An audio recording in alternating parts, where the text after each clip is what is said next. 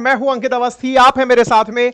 देश में पिछले 24 घंटे से चर्चित एक ऐसे विषय पर चर्चा करने के लिए जिसकी वजह से आपके मन में निश्चित ही कुछ प्रश्न तैर रहे होंगे, और उनमें पहला प्रश्न यही होगा कि क्या हमारे राफेल मारे गए थे, क्या हमारे फाइटर जेट्स मारे गए थे। सेशन शुरू होते ही चलिए मैं आज का आंसर दे देता हूं, क्योंकि यह आंसर मैं नहीं, हमारे चीफ ऑफ डिफेंस स्टाफ दे चुके हैं। हाँ, मारे गए थे।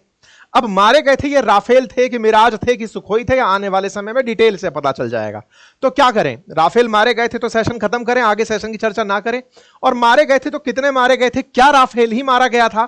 सारी जानकारियां आज के सेशन में लेंगे। लेकिन सबसे बेहद बड़ा प्रश्न जो आज के सेशन का है वो ये है कि क्या हमारी मशीनें अगर पाकिस्तान के साथ संघर्ष करते समय कोलेटरली अगर डैमेज भी होती हैं, जिसके बारे में हमने अपनी प्रेस कॉन्फ्रेंसेस में हमारे जो भी डीजीएमओज थे जिन्होंने अपनी तरफ से प्रेस कॉन्फ्रेंसेस की थी, उसमें भी हमने जिस बात को बता दिया था, क्या वो आज इतना बड़ा विषय है कि इस विषय की वजह से हम अपने अंदर यह प्रश्न खड़ा करने लगे कि नहीं साहब, हमने पाकिस्तान के अंदर इतने लोग मार दिए थे, हमने उनका इतना सिस्टम तबाह कर दिया था, हमारे फाइटर जेट्स भी तबाह नहीं होने चाहिए थे, और अगर हो गया है तो सरकार ने इसको अब तक क्यों नहीं बताया?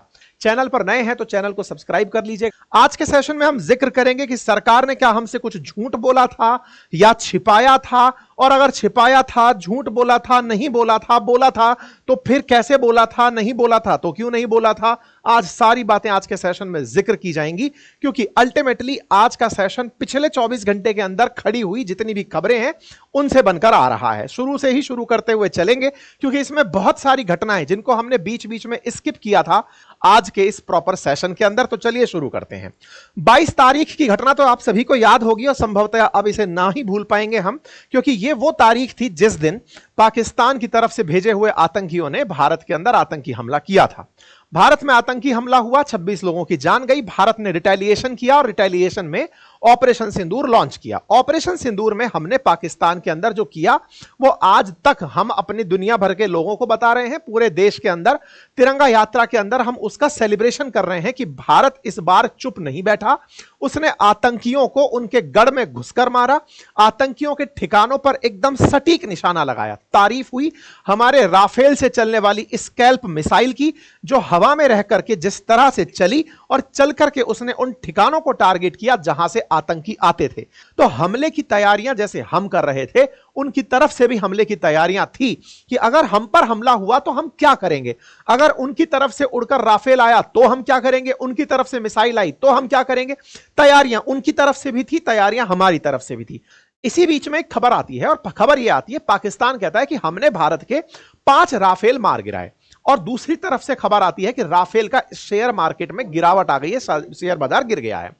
सरकार ने ऑपरेशन सिंदूर को जब सीज फायर देखा, सीज फायर किया, उसके बाद में यह खबर या तो पब्लिकली आकर स्वतः देनी चाहिए थी कि हमारे क्या क्या नुकसान हुए, या पार्लियामेंट का विशेष सत्र बुलाकर एक पार्लियामेंट्री मीटिंग बुलानी चाहिए थी कि हमारी प्रिपेयर्डनेस कैसी थी और हमने क्या किया।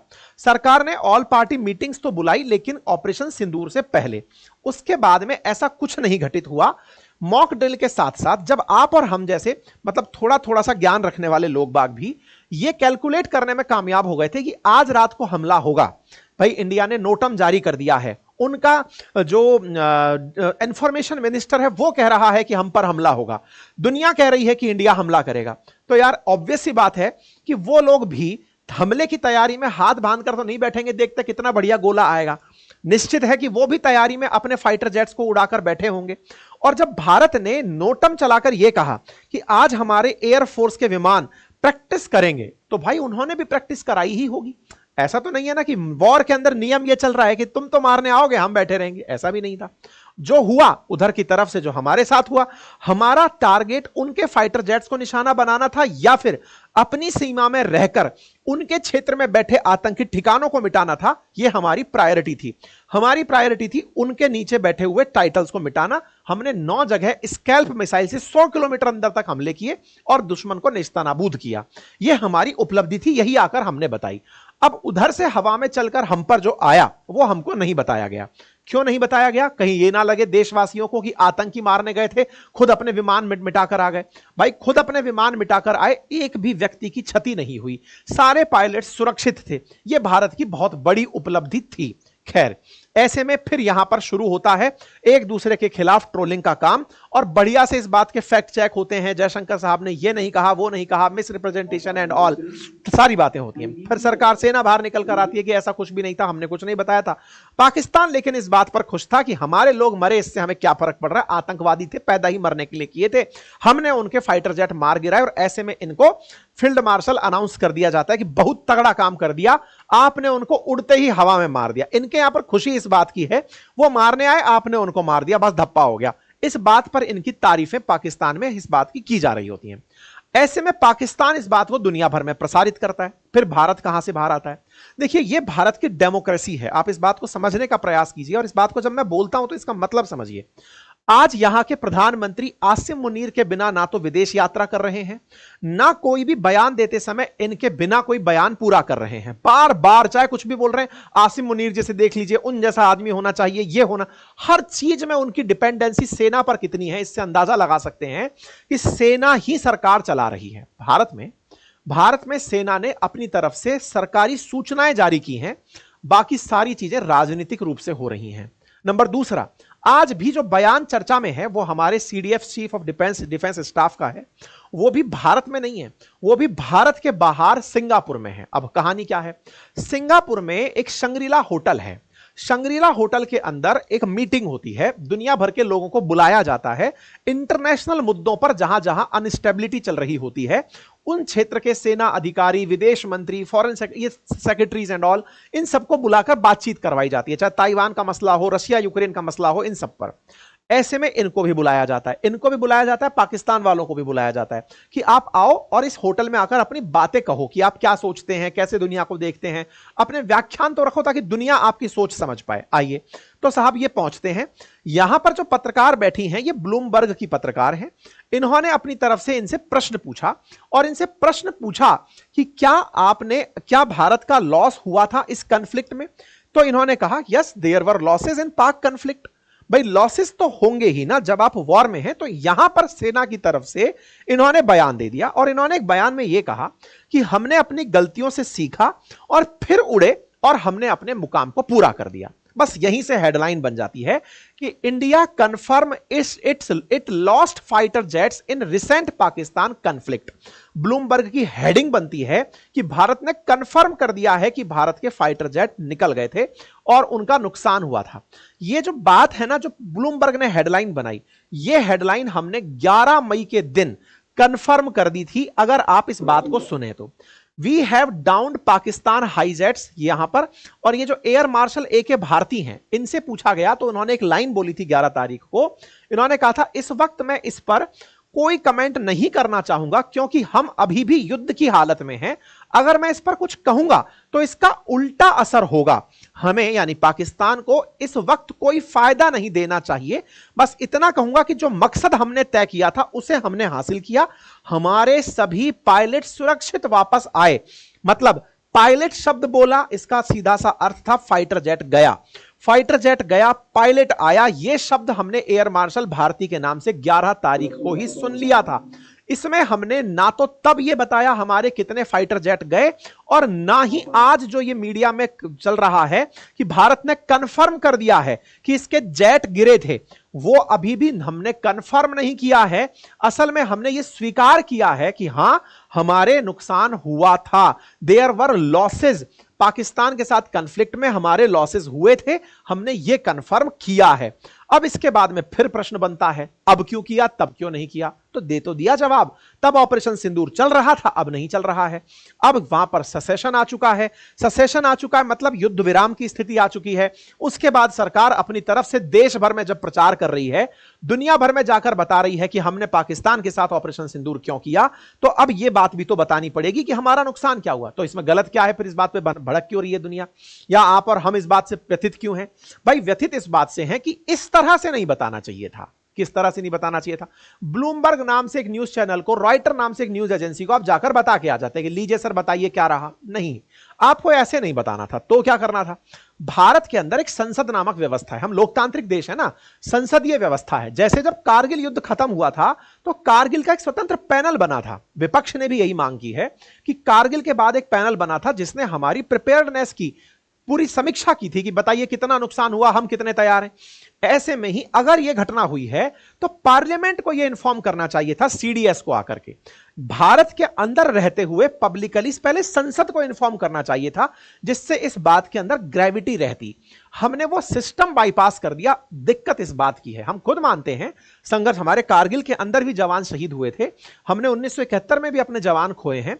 ऐसे में हम इस बात से व्यथित हैं कि आपने तरीका गलत चुना। सरकार को इस विषय पर चिंतन करना चाहिए कि भारत ने जो ये कंफर्मेशन दिया है ना, ये बाहर जाकर के दिया है। ठीक है, हमने अपनी तरफ से काफी अच्छी अच्छी बातें और भी कही कि हमने अपने ही बनाए हुए हथियारों का उपयोग किया। हम इस समय पर, सेना के प्रमुख ने यह भी कहा कि भाई हम इस समय एक बड़ी चीज से उलझ रहे हैं, और वो क्या है कि हमारे यहां पर फेक न्यूज से लड़ने में हमारी 15% आर्मी को काम करना पड़ता है। 15% of army time during operation Sindoor were in countering fake narrative. तो ये जो फेक न्यूज चल रही थी, सेना भी उससे उलझ रही थी, इसका भी उन्होंने जिक्र किया। इन्होंने कहा कि इस पूरे की पूरे वॉर में या फिर इस पूरे झगड़े में 80% जो इक्विपमेंट थे वो भारत के द्वारा खुद बनाए हुए थे, जिनको हमने उन पर यूज किया। तो फिर विपक्ष की तरफ से राहुल गांधी जी ने सवाल पूछकर गलत किया क्या? नहीं भाई, विपक्ष की तो जिम्मेदारी ही यह है कि वो सरकार से सवाल करे। सरकार से सवाल भी ना करे और इधर प्रधानमंत्री जगह जगह जाकर के सबको तिरंगा यात्रा के माध्यम से अपनी क्रेडिट गिनाए। तो भाई जवाबदेही तय करने का काम विपक्ष कर रहा है। विपक्ष का तय है कि सर आप बताइए ना कि आपने कितने फाइटर जेट गिरा दिए। या फिर ये राहुल गांधी जी ने पहले भी मुद्दा उठाया था, अगर आपको यह ध्यान हो, जब राफेल का मामला उठा था तब ये राफेल को लेकर के खूब ज्यादा संसद में इस बात पर बहस किए थे कि राफेल पर घोटाला हुआ है। राफेल की कीमत 650 करोड़ है, लेकिन इसको 2,500 करोड़ में क्यों खरीदा जा रहा है? लेकिन दुनिया को इसका जवाब ऑपरेशन सिंदूर में मिल गया कि स्कैल्प मिसाइलें खरीदी थी। हम उसको उस समय बताना नहीं चाहते थे कि हम क्या खरीद के लाएं, लेकिन अब पता चल गया। खैर, तो राहुल गांधी जी के लिए तो यह मसला उस मसले से कनेक्ट होने जैसा है, पुराने चुनावों से, कि बेटा तब भी तो आपने कहा था कि राफेल खरीदें, अब आपका राफेल गिर कैसे गया? और गिर गया तो भारत क्या अभी भी राफेल लेकर रहेगा? अगर 5th जनरेशन राफेल है और वो दुश्मन की तरफ से आती गोलीबारी को हैंडल नहीं कर पा रहा है, और इंटरेस्टिंग अभी भी ये कंफर्म नहीं है कि राफेल ही गिरा है, इंटरेस्टिंग ये है कि जेट गिरा है। वो हो सकता है सुखोई हो, वो हो सकता है मिग वो हो सकता है मिराज हो, वो कुछ भी हो सकता है, अभी कंफर्मेशन नहीं है। बोला गया जेट गिरा है, हम राफेल ही क्यों मान लें? तो इनका सवाल पूछना और इनसे सवाल पूछना बिल्कुल जायज है। तो सीडीएस के द्वारा जो बयान दिया गया, उम्मीद है कि आप लोगों को वो बात अब अच्छे से समझ में आ गई होगी। ये वो इंटरव्यू था, इंटरव्यू हम सोशल मीडिया पर डाल देंगे, सुन लेना, नहीं तो फिर से कोई स्ट्राइक मार देगा हमारे। ठीक है, कुल मिलाकर के बात ये थी जो मैंने आप लोगों के सामने अब रख दी है। अब सवाल तरह तरह से खड़े होने लगे, इधर से और उधर से, दोनों तरफ से। हमने जो किया, हम अपनी उपलब्धियां गिराने लगे, हमने पाकिस्तान के इतने मार दिए, उन्होंने जो गिनाया वो हमने अपनी तरफ से बता दिए। कुल मिलाकर ये बात हो गया। अब फिलहाल के लिए हेडलाइन बन चुकी है, India lost jets but change tactic to hit Pakistan hard. ये हमारी हेडलाइंस इस समय हो चुकी। तो अपोजिशन ने सवाल यही किया है कि स्पेशल सेशन ऑफ पार्लियामेंट तुरंत बुलाया जाना चाहिए इस मसले के ऊपर, और एक comprehensive review of our defence preparedness वो तैयार करनी चाहिए कि हमारी तैयारियां क्या थी। यह बात इस समय विपक्ष के द्वारा उठाई गई है। विपक्ष अपनी तरफ से केवल सवाल यही उठा रहा है कि सेना के चीफ को विदेश में बिठा करके बयान दिलवाने का क्या मतलब है? आप सीधा यही बुलवाते, संसद के सामने बुलवाते। अपोजिशन यही मांग कर रही है। ठीक है साहब, तो उम्मीद है कि आप लोगों को सारी जानकारी ब्रीफ में हमने बता दी। बाकी भारत ने बढ़िया से ब्रह्मोस का उपयोग कर ही लिया। इस 100% जो हुआ होगा, जो आप अगर ऑब्जर्व करें कि ब्रह्मोस पहले नहीं चली थी, पहले तो स्कैल्प मिसाइल चली थी। स्कैल्प चली तो उधर से हमारे फाइटर जेट गिरे होंगे, फाइटर जेट गिरे होंगे, तभी जाकर डिसाइड हुआ कि अब मारो इन पे ब्रह्मोस पटक के। तो फिर उसके पीएम ने खुद ही बोल दिया था, कल हमने सेशन भी किया था कि हम पर ब्रह्मोस चलाई गई थी। तो भारत ने ब्रह्मोस इसी रिटेलिएशन के अंदर चलाई थी और वो हम उसमें कामयाब भी रहे। भारत के पास गर्व करने के 1,00,000 कारण हैं। हमारे देश में लोकतंत्र है, सेना का शासन नहीं है। हमने अपनी सेना के द्वारा पराक्रम सिद्ध किया। पाकिस्तान के कहने पर हमने संधि विराम किया, मतलब युद्ध विराम किया। उसके बावजूद भी हमारे प्रश्न, चूंकि हम लोकतांत्रिक देश में हैं, तो सरकार से बने रहेंगे कि सरकार को तैयारी करनी चाहिए, बुलाना चाहिए, और कारगिल रिव्यू कमेटी की तरह सरकार को इस विषय पर भी रिव्यू कमेटी बिठानी चाहिए।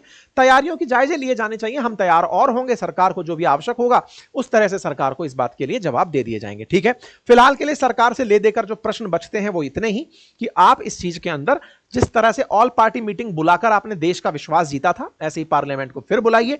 संसद के सामने पूरी डिफेंस की जो तैयारियां हैं उनको आप डिस्कस करिए। अगर आपको पैनल बना के करना है तो वो करिए। ये अपोजिशन की तरफ से डिमांड है, और पूरा देश भी, पूरा जब विदेशों में जाकर के अपोजिशन के साथ गया वो प्रतिनिधि मंडल देश को रिप्रेजेंट कर सकता है तो संसद तो करती ही है। बाकी आप लोग इस विषय पर क्या सोचते हैं, अपनी राय कमेंट बॉक्स में जरूर रखें।